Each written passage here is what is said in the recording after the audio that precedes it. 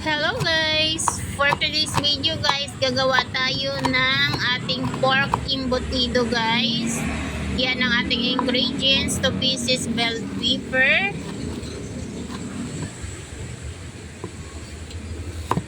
2 pieces na red onion.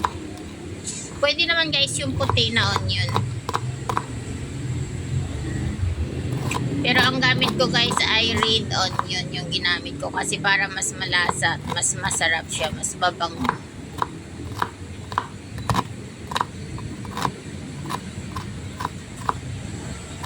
Hihiwain lang siya natin guys ng pa-cubes guys yung ating red onion.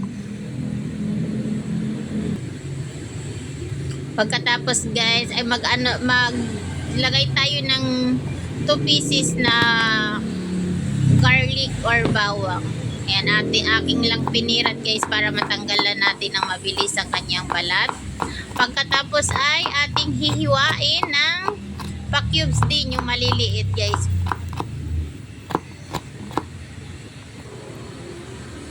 Pagkatapos ay maglagay tayo ng isang carrot. Depende yan guys sa dami ng inyong lulutuin ng paglalagay ng inyong mga gulay or measurement. Sa akin guys ay 2 kilo yung aking ginamit na pork na giniling guys. Yan, maglagay lang tayo ng 1 pieces na carrot. Yan na ang ating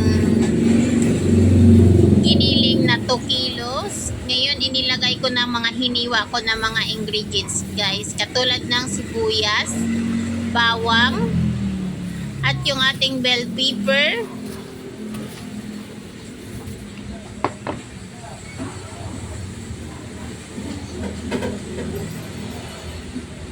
Yung ating carrot.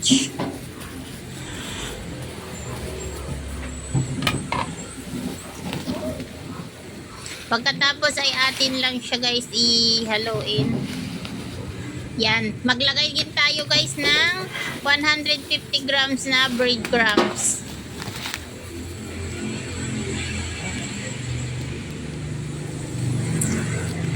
Tapos yung ating pickles guys ay aking binili sa palengke guys is yung 10 pesos na pack lang guys. At saka ganon din yung aking pasas. 10 pesos din siya guys.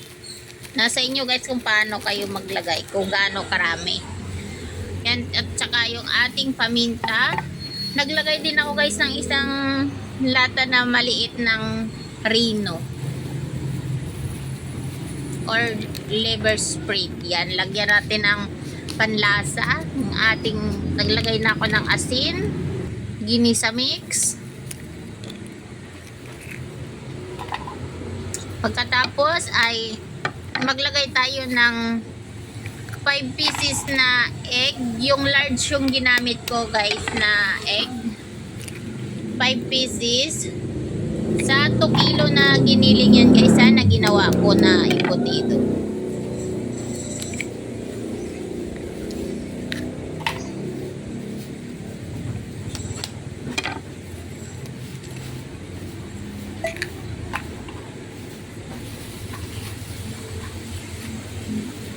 Pagkatapos natin mailagay lahat ng ingredients, atin na siyang hahaluin. Hahaluin natin siya guys ng mabuti para ma-mix lahat ng ingredients niya. Yan, imasa lang sa natin guys. Pwede naman guys na wag na ninyo lagyan ng plastic na gloves yung inyong kamay. Basta ay maghugas lang kayo guys bago kayo magmasa. Yan, pagkatapos guys ay maglagay tayo ng isang small na cheese guys. Nasa inyo kung anong klase ng cheese, pero yung ginamit ko dyan guys ay okay.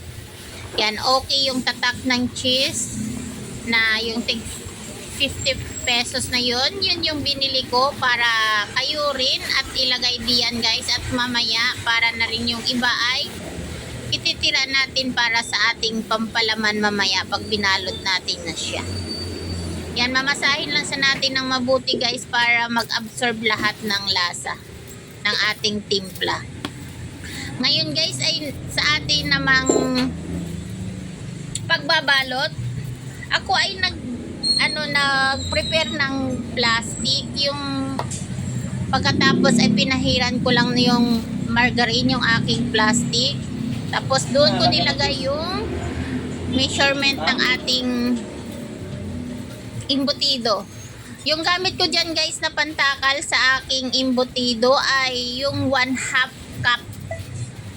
Yan, 1/2 cup na takal yung aking gamit.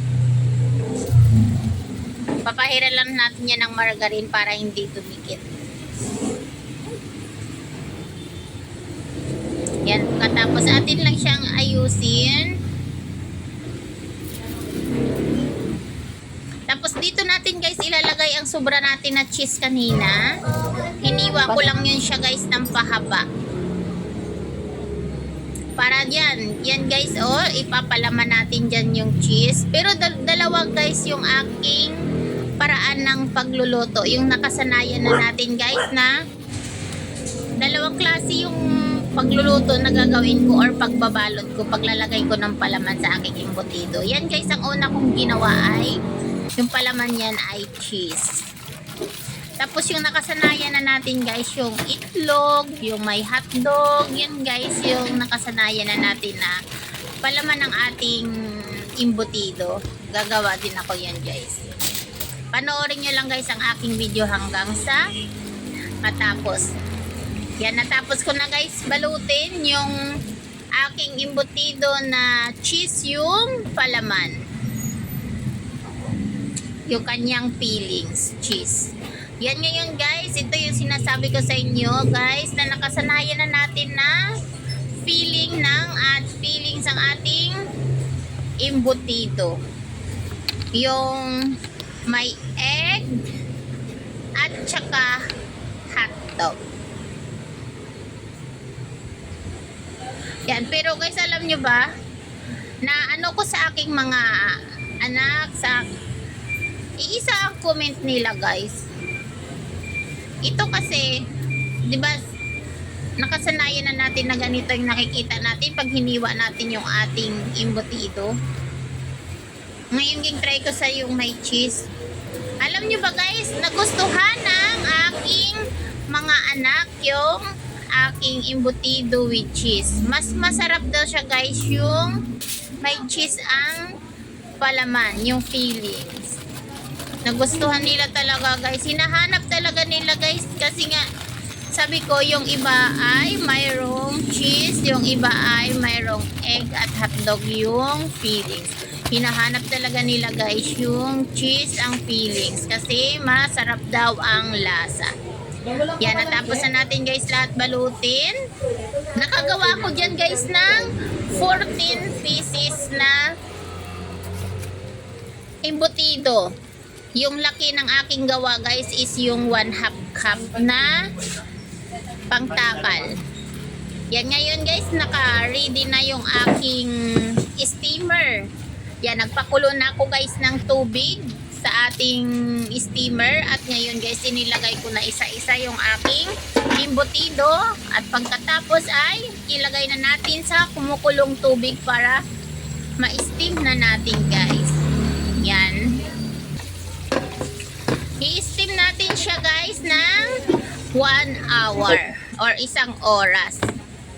Yan, natapos ko na guys siya. I-steam ng isang oras. Ngayon guys ay akin nang bubuksan yung aking niluto na pork imbutido. Sigurado guys na magugustuhan nyo yung lasa. Masarap siya guys. Lalo na yung cheese ang flavor, yung kanyang fillings, ang sarap guys. Kakaiba ang lasa. Match na match guys. Yan na yung aking imbutido na niluto. Yung una ko na binukas guys ay cheese ang filling. Tapos yung isa ay yung hotdog at saka egg. Yan guys. Thank you so much guys for watching. Bye bye. God bless everyone. Ayan, habang nanonood kayo guys, kung saan man kayo, pwede nyo i-comment guys. Bye-bye!